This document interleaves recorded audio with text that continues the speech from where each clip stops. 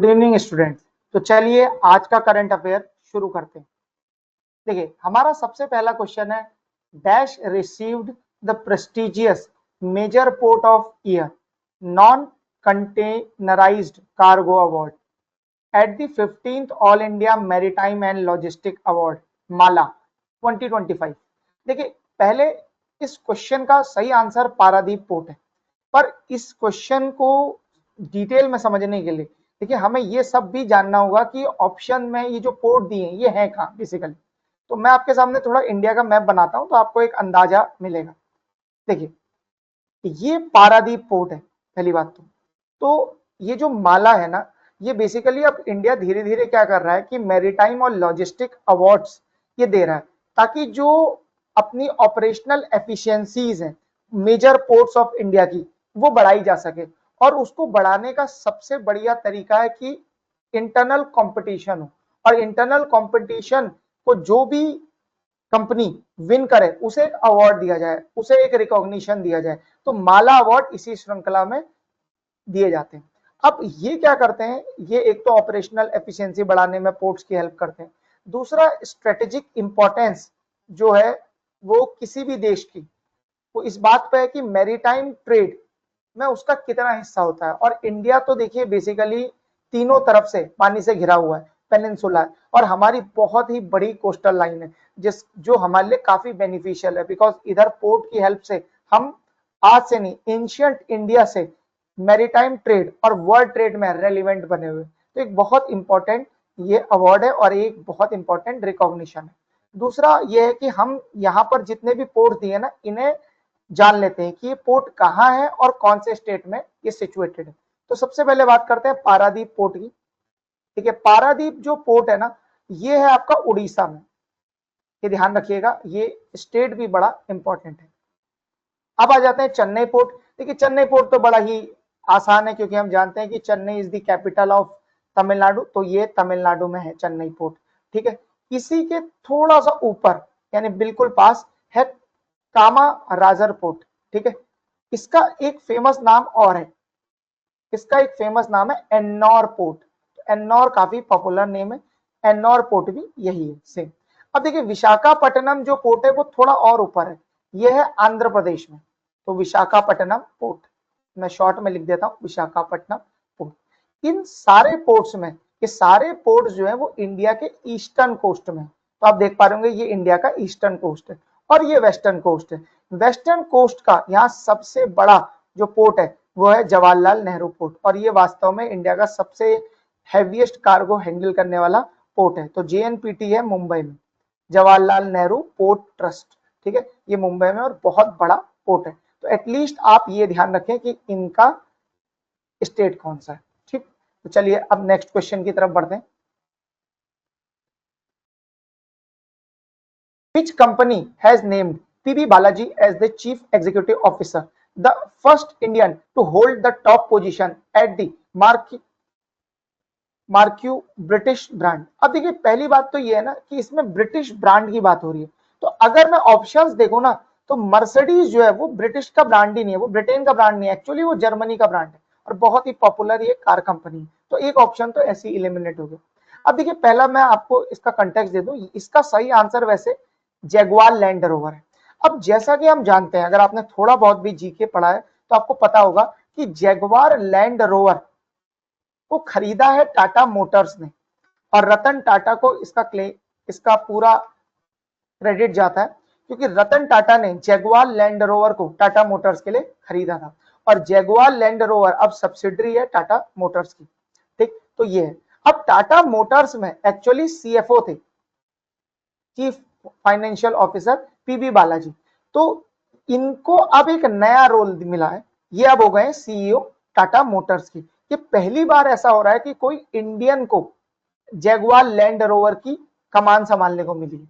इससे पहले जो सीईओ थे हमारे जैगुआर लैंड रोवर में ये थे एड्रियन मार्डेल। ठीक, ये अब देखिए एक और बात समझिए, जैगुआर लैंड रोवर ये काफी बड़ी कंपनी है और बहुत ही लंबे समय से ये एक्टिव है दुनिया में, बहुत ही अच्छी इनकी कारें बनती हैं, आपने देखा होगा। अब आते हैं बाकी 3 ब्रांड के। ये जो ऊपर के 3 ब्रांड है ना, ये भी एक्चुअली ब्रिटिश ब्रांड है और ये काफी फेमस है। अगर आपने, एक मूवी है बहुत फेमस है, उसका नाम है जेम्स बॉन्ड, तो जेम्स बॉन्ड मूवी देखी होगी तो आपने बेंटले की कार जरूर देखी होगी, क्योंकि उसमें बेंटले की कार वो बहुत यूज करता है। बेंटले की कार अक्सर क्या होती है, स्मॉल होती है और एक लग्जरी ब्रांड है, बहुत ही बढ़िया इनकी गाड़ियां होती है। रोल्स रॉयस के बारे में तो मुझे आपको बताने की कोई आवश्यकता है नहीं, रोल्स रॉयस अपने आप में ही एक ब्रांड है और बहुत ही ज्यादा बढ़िया गाड़ियां रोल्स रॉयस बनाता है। अच्छा, बेंटले भी ना फोक्सवैगन ग्रुप के अंदर है, तो फोक्सवैगन ने बेंटले ब्रांड को खरीद लिया था। एस्टन मार्टिन, ये भी ब्रिटेन का एक बहुत बड़ा ब्रांड है और लग्जरी गाड़ियां ये बनाता है, बहुत ही सोफिस्टिकेटेड इसकी गाड़ियां होती हैं। और एस्टन मार्टिन ये जो है F1 रेसिंग में भी ये काफी एक्टिव रहते हैं, ठीक है। तो ये ध्यान रखिएगा, ये सब ब्रिटिश ब्रांड है एक्सेप्ट मर्सिडीज को छोड़कर, क्योंकि मर्सिडीज जो है वो जर्मन ब्रांड है। और एक और चीज ध्यान रखिएगा, जैगवार लैंड रोवर ये जो कंपनी है ये टाटा मोटर्स की अब सब्सिडरी है, ठीक। तो चलिए नेक्स्ट क्वेश्चन की तरफ बढ़ते हैं। Who among the following JMM leaders popularly known as Dishom Guru passed away recently. देखिए जेएमएम, अगर आपको जेएमएम का भी आंसर पता है ना, तो इसका आंसर बड़ा सिंपल है। जेएमएम है झारखंड मुक्ति मोर्चा, झारखंड मुक्ति मोर्चा। देखिए ये जो पार्टी है ना, ये बहुत ही बड़ी पार्टी है झारखंड की। अभी रिसेंटली इलेक्शन हुए थे झारखंड में और इसी पार्टी के सीएम बन के आए थे, उनका नाम था हेमंत सोरेन। अब देखिए हेमंत सोरेन जो है ना, वो सेकेंड जनरेशन के सीएम है। एक्चुअली हुआ क्या था, पहले झारखंड जो है वो बिहार का पार्ट हुआ करता था। अब 2000 में झारखंड अलग हुआ और झारखंड के साथ साथ छत्तीसगढ़ और उत्तराखंड भी बने, तो ये 3 राज्य एक साथ बने। झारखंड बिहार से अलग हुआ।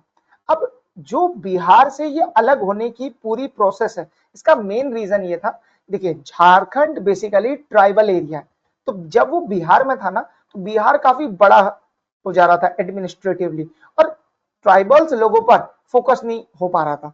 इसीलिए जो वहां के झारखंड के ट्राइबल्स लोग हैं, उन्होंने एक नए राज्य का आंदोलन शुरू करा। तो ये आंदोलन लगभग लगभग 1949 से ये चालू था, ठीक है, जब से देश आजाद हुआ। 1945 में इस आंदोलन के बहुत ही इंपॉर्टेंट लीडर शिबू सोरेन का जन्म होता है। शिबू सोरेन पिता थे हेमंत सोरेन। तो इन्होंने फिर बाद में जाकर एक पार्टी बनाई झारखंड मुक्ति मोर्चा और आज वही पार्टी सत्ता में है। तो इन्होंने बहुत ही मेजर रोल प्ले करा है इन फॉर्मेशन ऑफ झारखंड। हुआ क्या कि अभी तो ये काफी सीनियर हो गए थे, अच्छा ये कई साल सीएम भी रहे झारखंड के। 81 इनकी एज थी, तो इनको किडनी रिलेटेड काफी इशू थे। अभी श्री गंगा राम हॉस्पिटल काफी फेमस हॉस्पिटल है, उधर ये रहे अपने लास्ट डेज में और फिर इन्हें डेड डिक्लेयर कर दिया गया। प्रधानमंत्री मोदी भी इनके उसमें गए थे और उनकी तरफ से भी शोक जाहिर किया गया। तो बहुत ही बड़े लीडर हैं ये झारखंड के, इनका नाम जरूर ध्यान रखिएगा, शिबू सोरेन। दिशोम गुरु या गुरुजी कहकर इन्हें इन्हें संबोधित किया जाता था, तो ये इनको एक टाइटल मिला, ठीक। चलिए अब नेक्स्ट क्वेश्चन की तरफ बढ़ते हैं। Name the only asset management company. देखिए एसेट मैनेजमेंट कंपनी का शॉर्ट फॉर्म होता है एएमसी, तो आपको ये ध्यान रखना है जब भी एएमसी का फुल फॉर्म आए तो वो एसेट मैनेजमेंट कंपनी होती है। तो establish a physical presence in high altitude region of Leh. Leh जैसा कि आप जानते हैं कि लद्दाख यूनियन टेरिटरी है, उसका हिस्सा है और यहाँ पर इन्होंने अपना 167th ब्रांच खोली इस कंपनी ने। और इस कंपनी का, ये कौन सी कंपनी है, इसका सही आंसर है Nippon life India management limited, ठीक है। देखिए Nippon life India asset management company, actually ये जो कंपनी है ना, ये एक कंपनी जिसका नाम है निपॉन लाइफ, ठीक है। ये निपॉन लाइफ बेसिकली जापान का ग्रुप है। तो निपॉन लाइफ इंश्योरेंस कंपनी है, ये बेसिकली जापानीज कंपनी है। इन्होंने क्या करा है, इंडिया में एसेट मैनेजमेंट एक कंपनी खोली है। एसेट मैनेजमेंट बेसिकली क्या होता है, जैसे कि म्यूचुअल फंड है। अब म्यूचुअल फंड में क्या होता है, कई लोग पैसा डालते हैं, तो म्यूचुअल फंड को जो कंपनी ओन करती है उसे कहते हैं एसेट मैनेजमेंट कंपनी, ठीक है। तो इन कंपनियों का बेसिकली ये काम होता है कि जनता के पैसे को मार्केट में इन्वेस्ट करते हैं, तो वो जो इन्वेस्ट करेंगे तो खरीदेंगे क्या, शेयर, बॉन्ड्स, ठीक है, ट्रेजरी बॉन्ड्स या गवर्नमेंट बॉन्ड, कॉर्पोरेट बॉन्ड्स या कमर्शियल पेपर, वो सारे ये होल्ड करते हैं, बिकॉज वो सब क्या है, एसेट्स है, इसीलिए इनको एसेट मैनेजमेंट कंपनी कहा जाता है। अभी अगर हम देखें तो जम्मू कश्मीर का जो बेसिक हिस्सा है, मतलब जम्मू कश्मीर के लोगों का जो टोटल एयूएम यानी इंडिया के एसेट अंडर मैनेजमेंट में हिस्सा है वो 10,000 करोड़ है, तो काफी कम है कंपैरेटिवली ऑल ओवर इंडिया के हिसाब से, ठीक है। तो इसे अब धीरे धीरे बढ़ाना है, इसीलिए निपॉन इंडिया एसेट मैनेजमेंट को J&K में पोटेंशियल दिख रहा है, इसीलिए उन्होंने वहां अपनी 167 ब्रांच खोली। अच्छा, ये पूरी कंपनी ना काफी बड़ी कंपनी है और ये अभी 266 पिन कोड्स में ये इनके ऑफिस है, ठीक, ये हो गई पहली चीज। अब देखिए इससे फायदा क्या होगा, इससे बड़ा फायदा होगा, एक तो जम्मू कश्मीर जो इलाका है या हमारे नॉर्थ ईस्ट के इलाके हो गए, जितने भी हिमालयन स्टेट्स है ना, इधर फाइनेंशियल लिटरेसी गैप है, तो फाइनेंशियल लिटरेसी गैप को रिड्यूस किया जाएगा इसमें। दूसरा क्या है कि देखिए जो लोकल रेजिडेंट है जम्मू कश्मीर के, उन्हें भी एक अपॉर्चुनिटी मिलेगी कि वो अपने एसेट्स का डाइवर्सिफिकेशन कर सकें, साथ ही साथ वो इंडियन कैपिटल मार्केट में इनडायरेक्टली इन्वेस्ट कर सकें। तो ये सबके लिए क्या है, विन विन सिचुएशन। इस कंपनी का आप प्रमोटर भी ध्यान रखिएगा, वो है जापान का निपॉन लाइफ इंश्योरेंस कंपनी, ठीक। आगे बढ़ते हैं। All India Football Federation AIFF, ठीक, and dash signed a MOU to launch India's first FIFA talent academy for girls. तो देखिए टैलेंट एकेडमी फॉर गर्ल्स खोलने की बात हो रही है। अब इसमें क्या है, ये जो टैलेंट एकेडमी है ना गर्ल्स के लिए, ये पहली है, तो इसका नाम जरूर आप ध्यान रखिएगा कि ये कहाँ खुल रही है। तो एक तो ये खुल रही है तेलंगाना में, तो ये पूरा जो MOU साइन हुआ है, ये all India federation football federation और हमारी तेलंगाना गवर्नमेंट के बीच साइन हुआ। अब ये कहाँ लोकेटेड होगी, तो मैं इसकी प्रिसाइज लोकेशन आपको बता रहा हूँ, वो भी आप ध्यान रखिएगा। गाचीबौली एक स्टेडियम है तेलंगाना में, वहां पर ये पूरी एकेडमी खुलने जा रही है। एक साल में लगभग लगभग ये 60 से लेकर 100 बच्चों को ट्रेन करेंगे। अब इससे फायदा क्या होगा, देखिए इससे दो फायदे हैं। पहली बात तो इससे इंडिया की जो अंडर 16 और अंडर 17 जो रैंकिंग है उससे बढ़ावा मिलेगा, बिकॉज ये लोग क्या करेंगे, इंटरनेशनल स्टैंडर्ड्स पे यहाँ ट्रेन होंगे और गवर्नमेंट की तरफ से भी इन्हें काफी इंसेंटिव्स मिलेंगे। दूसरा, अभी हाल ही के सालों में देखा जा रहा है कि इंडिया में गेम्स पे काफी फोकस किया जा रहा है, जो एक बहुत अच्छी चीज है, बिकॉज यूथ जो है हमारे देश में, एक तो डेमोग्राफिक डिविडेंड बहुत ज्यादा है, तो यूथ को एक तो अगर वो स्पोर्ट्स खेलेगा तो उससे बड़ा फायदा होगा। एक तो देश के जो मेडल्स हैं, चाहे वो ओलंपिक हो, चाहे वो एशियन गेम्स हो, या और भी कई सारे टूर्नामेंट्स होते हैं, उधर बढ़ता है। दूसरा क्या होता है, देश में स्पोर्ट कल्चर का इन्वॉल्वमेंट होता है, धीरे धीरे डेवलपमेंट होता है। इससे क्या होता है, पूरा कंट्री जो है वो हर स्पोर्ट्स के बारे में जानता है और अपने को स्पोर्ट्स या एथलेटिक्स में एथलेटिक्स वालों की तरह अपने को फिट रखता है। तो ये बहुत ही इंपॉर्टेंट है कि देश में स्पोर्ट्स कल्चर का उदय हो, तो ये बहुत इंपॉर्टेंट चीज है। और यहाँ पर क्या हो रहा है कि गर्ल्स के लिए भी हो रहा है, तो बेसिकली ये क्या कर रहा है, इक्विटेबल स्पोर्ट्स डेवलपमेंट को प्रमोट कर रहा है, ठीक है, ये ध्यान रखिएगा आप। तो इक्विटेबल इसमें स्पोर्ट्स डेवलपमेंट होगा, तो गवर्नमेंट ऑफ तेलंगाना, ये ध्यान रखिएगा। चलिए नेक्स्ट क्वेश्चन की तरफ बढ़ते हैं। Saptasur, 7 nation, 1 melody, the first ever BIMSTEC traditional music festival was held at Bharat Mandapam new Delhi. देखिए बेसिकली जितने भी बड़े फंक्शन अब इंडिया में होते हैं वो भारत मंडपम में होते हैं, ठीक। आफ्टर G20 के दौरान जब भारत ने G20 होस्ट करा था, तब ये भारत मंडपम बना, और इसके बाद अब जितने भी मेजर फंक्शन होते हैं नई दिल्ली में और इंडिया में, वो सब भारत मंडपम में होते हैं। अब बात कर लेते हैं बिम्स्टेक ग्रुप की। अब ये क्वेश्चन क्या पूछ रहा है, which country is not a part of BIMSTEC, तो सही आंसर है इसका सिंगापुर। अब थोड़ा बिम्स्टेक के बारे में डिटेल में बात कर लेते हैं। देखिए बिम्स्टेक जो पूरा ग्रुप है ना, इसकी फुल फॉर्म पहले आप समझिए। इसकी फुल फॉर्म में बी से स्टैंड करता है बे ऑफ बंगाल, आई से स्टैंड करता है इनिशिएटिव, इसके बाद फॉर है, फिर multi sectoral technical and Economic Cooperation, ये इसकी फुल फॉर्म है। मैं एक बार और पढ़ देता हूं। Bay of Bengal Initiative for Multi Sectoral and Technical and Economic Cooperation, ये है भाई इसकी फुल फॉर्म। अब ये फुल फॉर्म क्या याद करने की आवश्यकता है? बिल्कुल। देखिए हुआ क्या था, पहले इंडिया का फोकस था सार्क की तरफ, और क्या होता है कि सार्क में एक बहुत इंपॉर्टेंट कंट्री है जो इंडिया के लिए सरदर्द बना हुआ है, वो कंट्री है पाकिस्तान। तो पाकिस्तान क्या वो करता है, सार्क की मीटिंग ही नहीं होने देता, हर जगह अपना कश्मीर का एजेंडा ले आता है या अपना एजेंडा ले आता है। तो एक बड़ा इशू है, इसीलिए क्या करा इंडिया ने, सार्क को ठंडे बस्ते में डाल दिया। अब सार्क की कोई मीटिंग नहीं होती। अब इंडिया का फोकस किसकी तरफ गया? बिम्स्टेक की तरफ, क्योंकि बिम्स्टेक में लगभग सार्क के सारे कंट्री, लेकिन इसमें एक कंट्री नहीं है, और वो कौन सा है? वो पाकिस्तान है।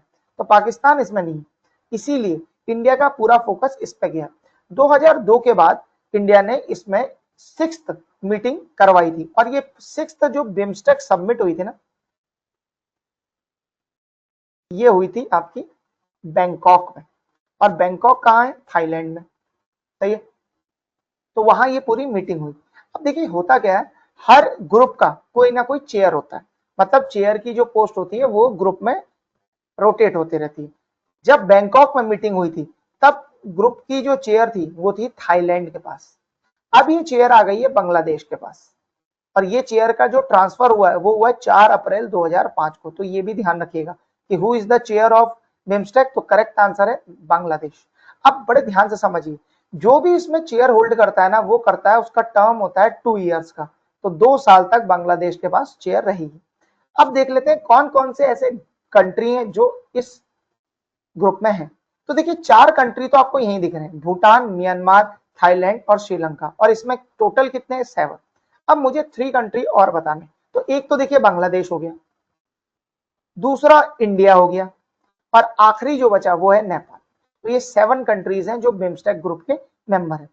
अब इसी ग्रुप के अंतर्गत तो ये साल भर फंक्शन करवाते रहते हैं। Indian council of cultural relation, यानी ICCR, इनने बिम्स्टेक के साथ मिलकर ये पूरा ट्रेडिशनल म्यूजिक फेस्टिवल करवाया था, जिसमें हर देश के लोगों ने पार्टिसिपेट किया।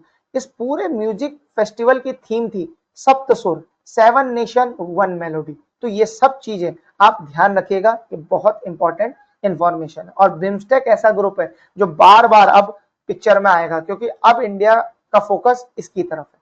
ठीक, तो चलिए नेक्स्ट क्वेश्चन की तरफ बढ़ते हैं। Which bank has appointed Rajiv Anand as its new MD and CEO? देखिए हुआ क्या था, इसका करेक्ट आंसर है इंडसइंड बैंक। पर देखिए इंडसइंड बैंक में हुआ क्या था, इंडसइंड बैंक में ये हुआ कि इंडसइंड बैंक में जो पुराने सीईओ थे, उनके कार्यकाल में कुछ फ्रॉड सामने आए। फ्रॉड क्या हुआ, इन्होंने जो फ्यूचर्स एंड ऑप्शंस में, हर बैंक का एक ट्रेजरी आर्म होता है, ट्रेजरी आर्म का मेन रोल होता है कि वो जो पैसा लोन में नहीं दिया जा रहा है उसे वो मार्केट में इन्वेस्ट करें। ठीक, तो इन्होंने क्या करा, उसमें कई पोजीशंस ये लोग लेते हैं। तो उसमें एक पोजीशन थी M2M। M2M means market to market. इन्होंने उस पोजीशन में जो लॉस हो रहे थे ना, वो इन्होंने दिखाई नहीं। अब एकदम से क्या हुआ, 2025 में वो लॉस सामने आए मार्केट के, जिसकी वजह से क्या हुआ, इंडसइंड बैंक का शेयर 40% करेक्ट हो गया। मतलब डायरेक्टली फ्रॉम 1000 वो सीधा चला गया 600 के आसपास। इसके इसके बाद क्या हुआ, मार्केट में पूरी हलचल मच गई। उसके बाद आरबीआई हरकत में आया, और आरबीआई ने क्या करा, जो वहां के एमडी और सीईओ थे ना, उनका कार्यकाल नहीं बढ़ाया। एक्चुअली जो एमडी और सीईओ का टेन्योर होता है वो जनरली 3 इयर्स का होता है। तो उन्होंने, आरबीआई ने उस टेन्योर को नहीं बढ़ाया, और इंडसइंड बैंक को बोला कि अपना नया एमडी और सीईओ ढूंढो। तो वो जो एमडी और सीईओ है ना, वो अब जाके इंडसइंड बैंक ने अपॉइंट किया है। और ये पूरी घटना जनवरी के आसपास के, जनवरी 2025 के आसपास।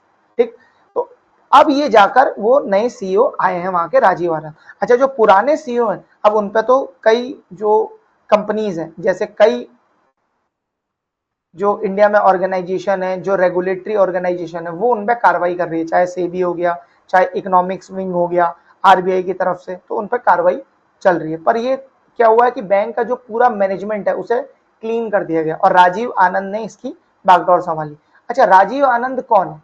राजीव आनंद जो है ना वो फॉर्मर डिप्यूटी मैनेजिंग डायरेक्टर है, डीएमडी, और ये किसके हैं, एक्सिस बैंक के। तो एक बहुत ही एक्सपीरियंस्ड व्यक्ति को जो है ये कमान संभाली गई है, ये कमान दी गई है, बिकॉज इतना टफ टाइम है अभी इंडसइंड बैंक के लिए। इसीलिए ये नाम ध्यान रखिएगा, राजीव आनंद। जो भी आपके अपकमिंग एग्जाम्स है वहां ये क्वेश्चन पूछा जा सकता है। ठीक, चलिए नेक्स्ट क्वेश्चन की तरफ बढ़ते हैं। India has launched new collaborative initiative with the support of UN World Food Program to strengthen rice fortification and supply chain management in which country? देखिए करेक्ट आंसर इसका नेपाल है। अब दो तीन चीजें पहले समझ लीजिए। पहले तो ये देखिए कि इंडिया ने ये जो न्यू कोलैबोरेटिव इनिशिएटिव लॉन्च किया ना, एक्चुअली क्या है, ये पार्ट है। इंडिया और यूएन ना एक बहुत बड़ा प्रोग्राम चलाते हैं, India UN global capacity building initiative. ठीक है, ये पूरा वो चलाते हैं पूरा प्रोग्राम। अब इस प्रोग्राम के तहत इन्होंने क्या करा कि नेपाल के लिए एक यूएन वर्ल्ड फूड प्रोग्राम करा है। अब इसमें क्या हो रहा है, इंडिया हेल्प कर रहा है यूएन वर्ल्ड फूड प्रोग्राम की। वो करेगा क्या इंडिया, देखिए एक प्रोसेस होती है राइस फोर्टिफिकेशन की। अब फोर्टिफिकेशन क्या होता है पहले समझ लीजिए। फोर्टिफाइंग राइस, राइस को फोर्टिफाई करने का मतलब ये है कि उसमें विटामिन और मिनरल्स ऐड करते हैं। कब, पोस्ट हार्वेस्ट फेज में। पोस्ट हार्वेस्ट फेज मतलब जब क्या होता है कि उसमें से, अब देखिए कई प्रोसेस होती है राइस के लिए भी ना, मिलिंग होती है, पॉलिशिंग की प्रोसेस होती है। ठीक है, उसमें क्या होता है, उसमें विटामिन और मिनरल्स की कमी हो जाती है। इसीलिए क्या करते हैं, एक नई प्रोसेस राइस फोर्टिफिकेशन करते हैं ताकि उसमें विटामिन और मिनरल्स डाले जा सकें। देखिए इंडिया में जो राइस मिलता है ना, पीडीएस यानी पब्लिक डिस्ट्रीब्यूशन सिस्टम के थ्रू, उसे भी फोर्टिफाई किया जाता है, क्योंकि ये जो राइस है वो जनरली पुअर पीपल कंज्यूम करते हैं।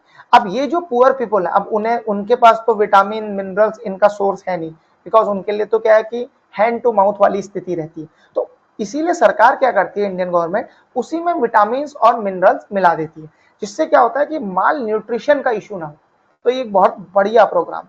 तो यही इसी चीज के लिए, मतलब इसी फील्ड में इंडिया की काफी एक्सपर्टीज है। तो इंडिया क्या कर रहा है, गैप को एड्रेस कर रहा है नेपाल के केस में। तो नेपाल में जो फोर्टिफाइड सप्लाई चेन है ना, उसमें जो जहां जहां गैप है उसे इंडिया एड्रेस करेगा।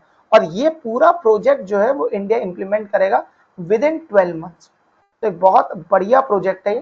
ठीक है, as far as Nepal is concern. तो इंडिया अपने देश में तो हम कर चुके हैं, अब हम बाहर के देशों में भी ये काम कर रहे हैं।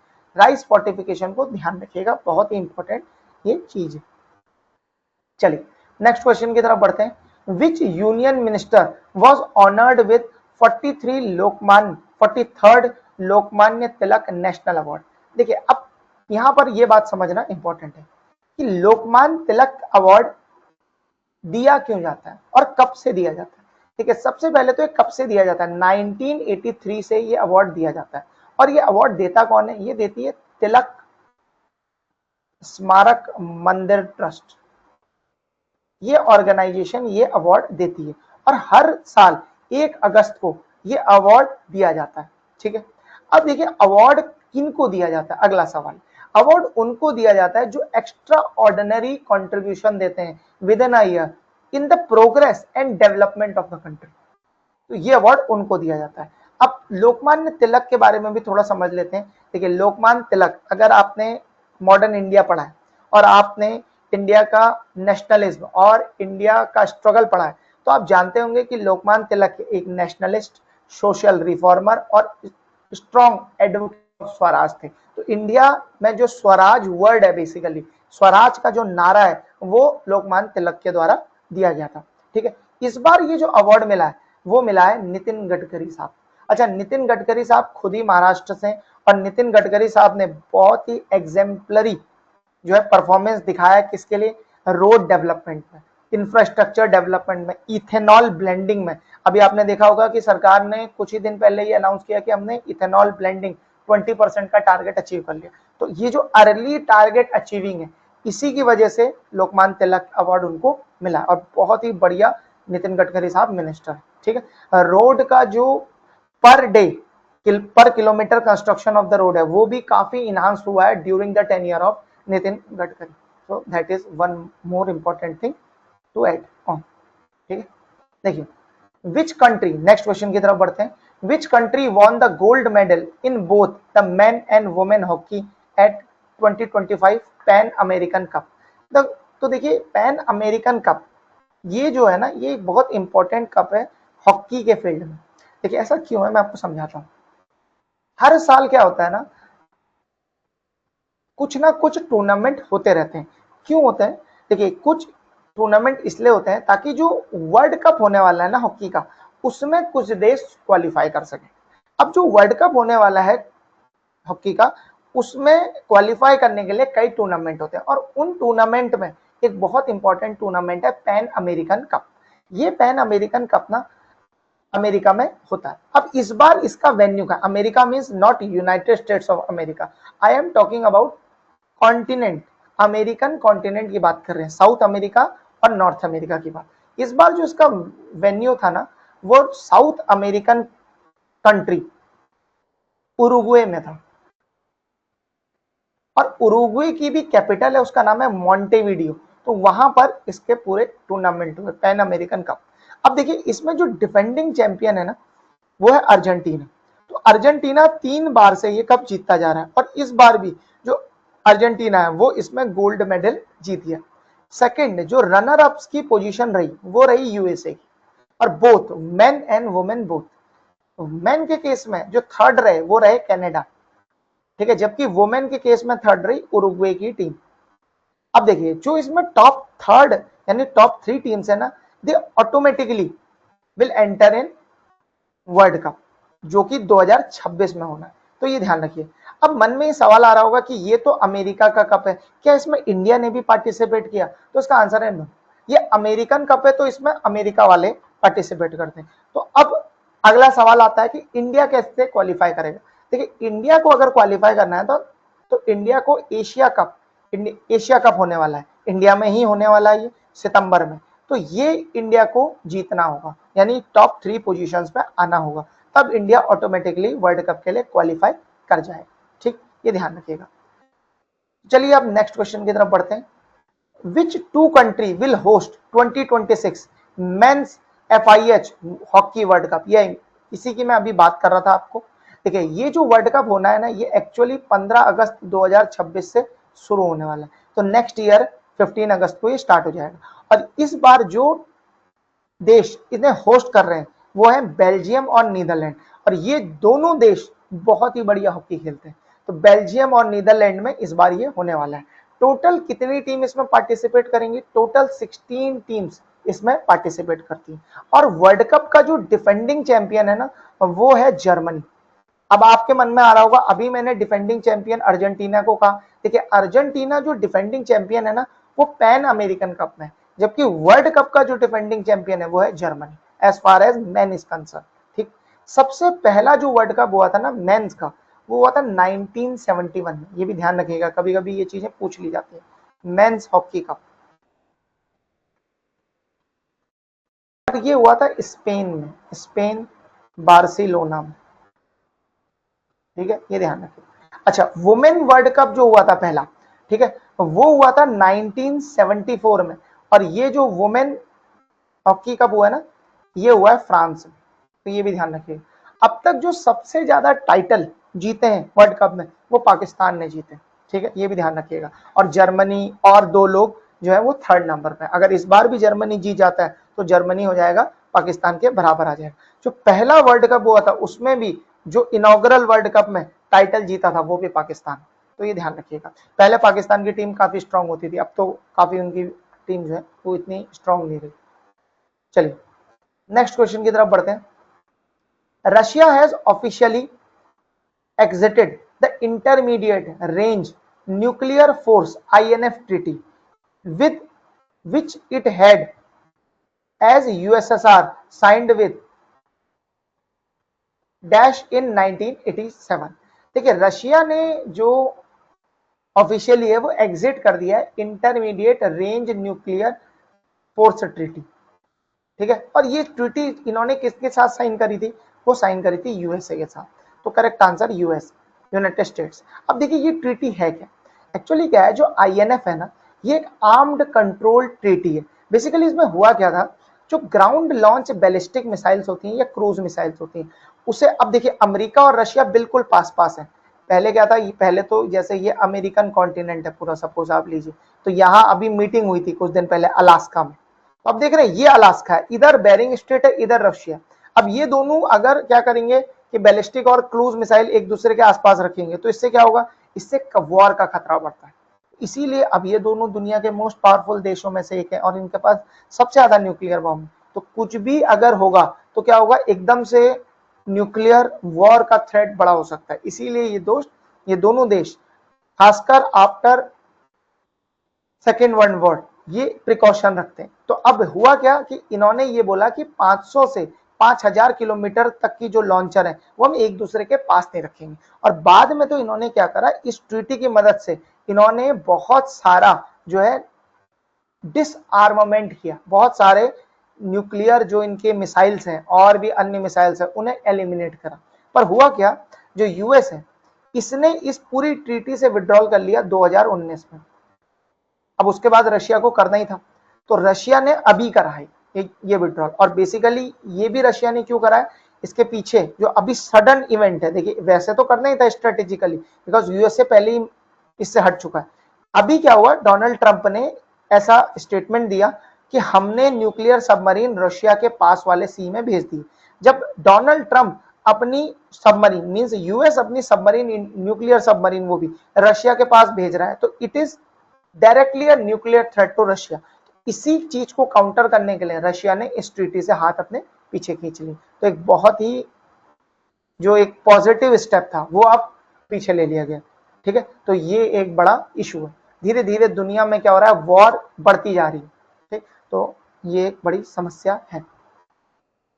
अगला, which organisation release the unlocking a $200 billion opportunity electric vehicles in India report. अच्छा, ये पूछ रहा है कि किस ऑर्गेनाइजेशन ने ये पूरी रिपोर्ट रिलीज करी। देखिए एक तो इस रिपोर्ट का आपको नाम याद रखना है, दूसरा आपको ये ध्यान रखना है कि ये नीति आयोग ने करी।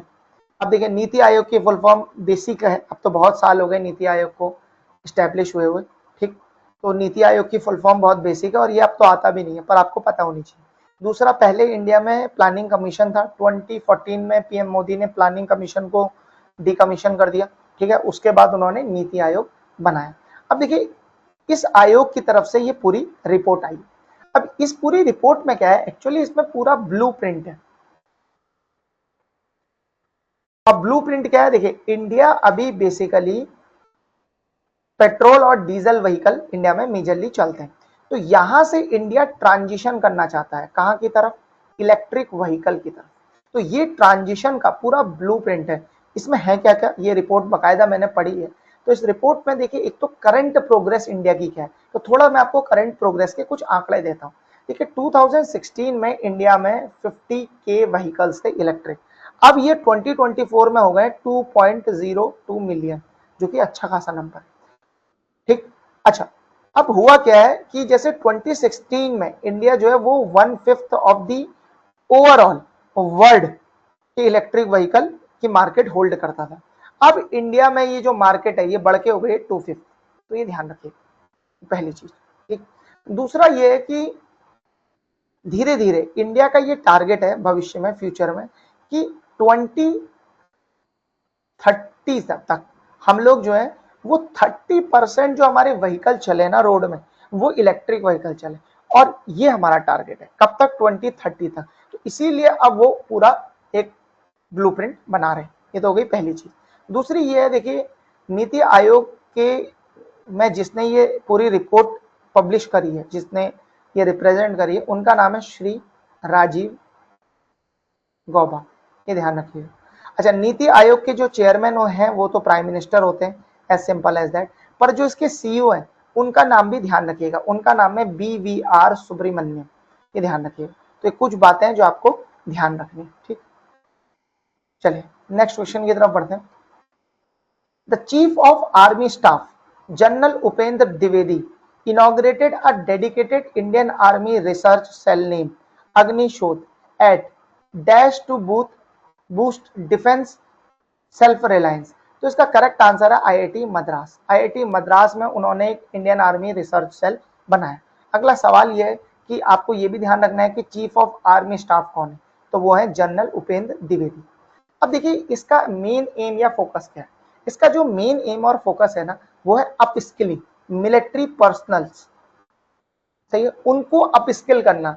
किसके लिए? देखिए भविष्य में क्या हो रहा है, अभी धीरे धीरे हमने देखा इंडिया पाकिस्तान की वॉर हुई या रशिया यूक्रेन वॉर हो रही, तो इन वॉर्स में हम क्या देख रहे हैं कि एडवांस टेक्नोलॉजीज का यूज हो रहा है। अब बेसिकली जो हमारी इंडियन आर्मी है और वर्ल्ड में जितनी भी आर्मीज है, ये बहुत पुराने सिस्टम्स यूज करती है, ठीक, ये बहुत ही पुराने सिस्टम्स यूज करती है, तो ये एज ओल्ड आर्मी। अब धीरे धीरे क्या हो रहा है, दुनिया में जो वॉरफेयर है वो ड्रोन्स से लड़ी जा रही है, तो धीरे धीरे क्या कर रहे हैं कि आर्मी इसमें मैन की जो आवश्यकता है वो कम होती जाएगी और टेक्नोलॉजी की आवश्यकता वो बढ़ती जाएगी। इसीलिए एडवांस टेक्नोलॉजी, चाहे वो एआई हो, चाहे वो क्वांटम कंप्यूटिंग हो, या चाहे वो साइबर सिक्योरिटी हो, अनमैन्ड सिस्टम हो जैसे कि ड्रोन्स, या वायरलेस कम्युनिकेशन हो, बेसिकली सिक्योर्ड वायरलेस कम्युनिकेशन, इनकी ट्रेनिंग और सेपरेट बटालियन आर्मी में ऑपरेट करना बहुत आवश्यक है। इसीलिए ये पूरे लैब को, ये पूरे रिसर्च सेंटर को वहां स्टैब्लिश किया गया। इसका एक और प्रमुख कारण है, देखिए इंडिया में लैब स्केल इनोवेशन तो काफी होते हैं, पर वो जो लैब स्केल इनोवेशन है ना, वो फील्ड रेडी डिफेंस टेक्नोलॉजी में कन्वर्ट नहीं हो पाते, तो ये भी एक हो सके, इसीलिए ये पूरा अग्निशोध उन्होंने बनाया। तो ये सब चीजें ध्यान रखिएगा, ये इंटरव्यू में काम आ सकती हैं आपके काफी ज्यादा, और ऐसे लिखने में भी काम आ सकती हैं जो मैंने एक्स्ट्रा इन्फॉर्मेशन। आईआईटी मद्रास ध्यान रखिएगा और अग्निशोध भी याद रखिएगा, ठीक। नेक्स्ट क्वेश्चन की तरफ बढ़ते हैं। With which telecom operator did Numaligarh refinery, very very famous refinery in Assam, Numaligarh refinery, signed an agreement to deploy India's first 5G captive non-public network CNPN in its area। तो देखिए इसका करेक्ट आंसर है BSNL। वैसे भी देखिए मैं आपको एक बहुत सिंपल सी चीज बताता हूँ, अगर कोई भी रिफाइनरी या इंपॉर्टेंट एसेट है for India, means refinery is very very important and critical asset as far as India is concern, तो यहाँ पर जनरली जो ऐसी चीजों के डिपार्टमेंट्स हैं वो गवर्नमेंट कंपनियों को दी जाते हैं, और इसमें BSNL गवर्नमेंट कंपनी है। तो ये ध्यान रखिएगा, एक कभी एग्जाम में आपको आंसर ना आए तो you can do the smart guess in that, तो BSNL हो गया इसका आंसर, ठीक। अब देखिए इस पूरे चेंज से, इस पूरे डेवलपमेंट से क्या फर्क पड़ेगा। इस पूरे डेवलपमेंट से कुछ इंपॉर्टेंट चीजें होंगी। पहले तो इन्हांसमेंट होगा ऑपरेशनल इफिशियंसी का, और in which area, in the area of cyber security. तो साइबर सिक्योरिटी, अभी आपने देखा होगा कि इंडिया में क्या होता है, ये सब क्रिटिकल एसेट्स हैं, तो इधर साइबर रिस्क हमेशा रहता है, तो कोई ना कोई साइबर अटैक हो ही रहे होते हैं। तो जब 5G टेक्नोलॉजी वहां आ जाएगी, थोड़ी एडवांस टेक्नोलॉजी है, तो इससे क्या होगा, ऑपरेशनल एफिशिएंसी अचीव की जा सकेगी। दूसरा क्या होगा, जैसे जो नेक्स्ट जनरेशन का डिजिटल इंफ्रास्ट्रक्चर वो बेसिकली 5th जनरेशन में पूरा खड़ा किया जा सकता है।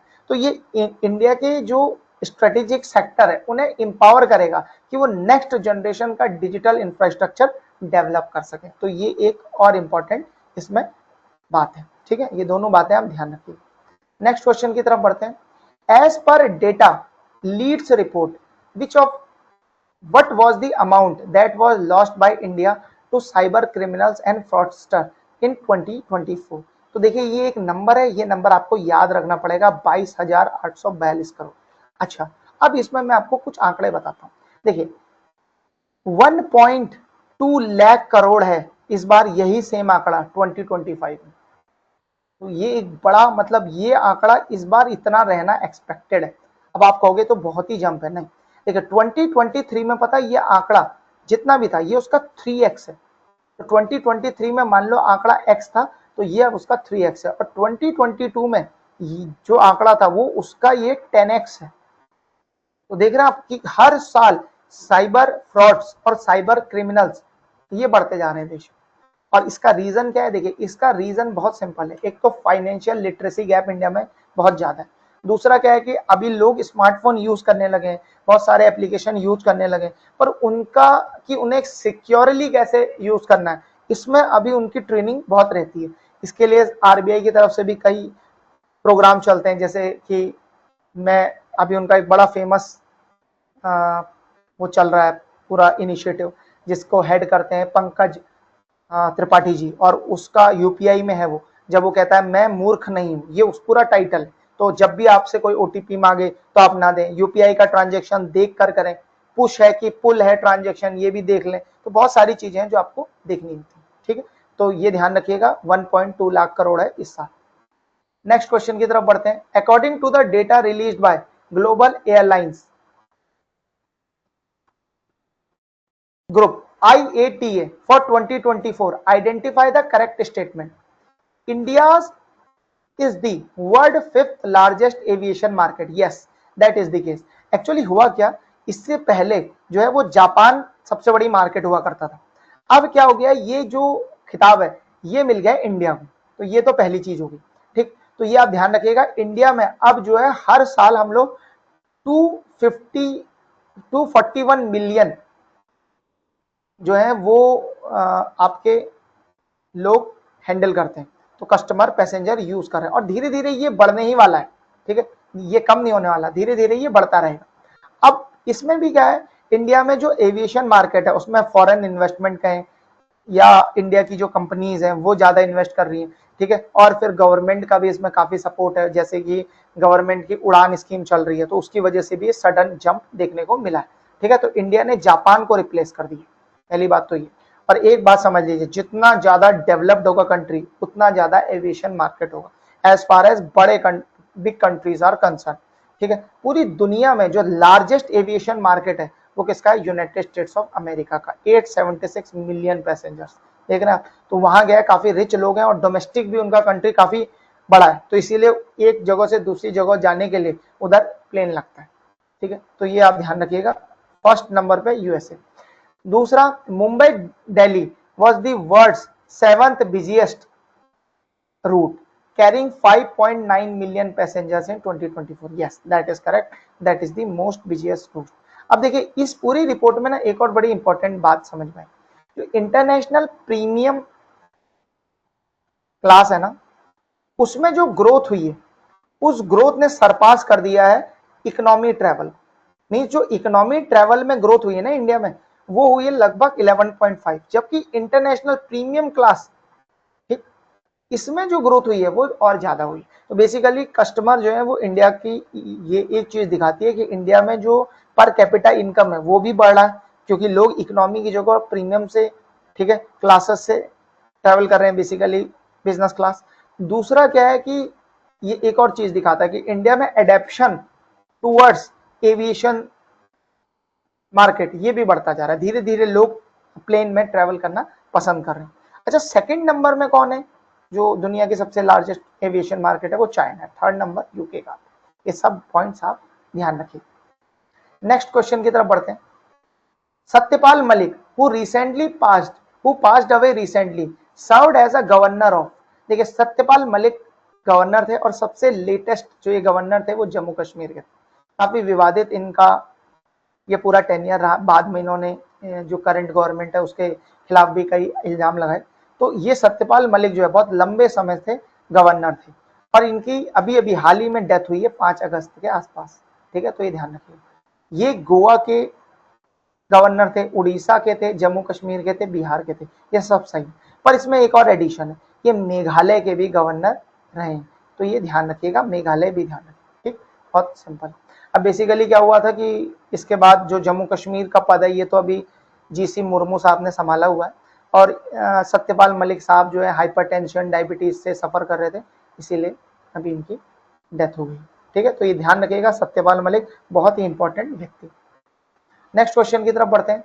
Which country has become 107th member of International Solar Alliance? International Solar Alliance as far as India is concerned is very very important, क्योंकि ये एक वो अलायंस है, एक इंटरनेशनल ग्रुप है जो इंडिया के द्वारा शुरू किया गया, और ये जॉइंट इसमें स्टार्टर्स हैं। एक तो इंडिया ने फ्रांस के साथ मिलकर ये पूरा ग्रुप शुरू करा था। तो 107वां जो इसका मेंबर है ना वो है मोल्डोवा। अब देखिए मोल्डोवा है कहाँ, ये देखिए बड़ा छोटा सा एक कंट्री है मोल्डोवा, यूक्रेन और रोमानिया के बीच में है ये कंट्री, ठीक है। तो ये अब 107th इसका मेंबर बना है। तो ये ध्यान रखिएगा, एक यूरोपियन कंट्री है, ठीक है, और ये मोल्डोवा है, ठीक है, इसका ध्यान रखिएगा।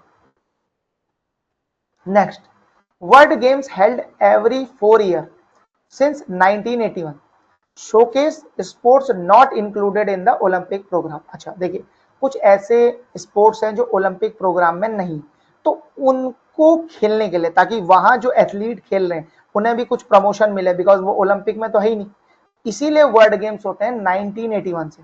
जो पहला वर्ल्ड गेम्स हुआ था ना, वो हुआ था यूनाइटेड स्टेट्स ऑफ अमेरिका में, तो कैलिफोर्निया नाम की वहां जगह है, उधर ये स्पोर्ट्स पूरा स्टार्ट हुआ। अभी वर्ल्ड गेम चल रहे हैं 7 से 17 अगस्त तक, ठीक है, ये अभी चल रहे हैं। तो ये जो वर्ल्ड गेम्स है, इसमें 25 से 34 गेम्स यानी इवेंट्स होंगे, जिसमें 3500 प्लस एथलीट्स पार्ट लेंगे। तो बहुत बड़ा ये इवेंट होता है। इस बार ये इवेंट होना है चेंगडू चाइना, ठीक है, ये ध्यान रखिएगा। और इसमें क्या होता है, जैसे इसमें बेसिकली वही सब स्पोर्ट्स होते हैं जो ओलंपिक में नहीं होते, तो ये सब चीजें आप ध्यान रखिएगा।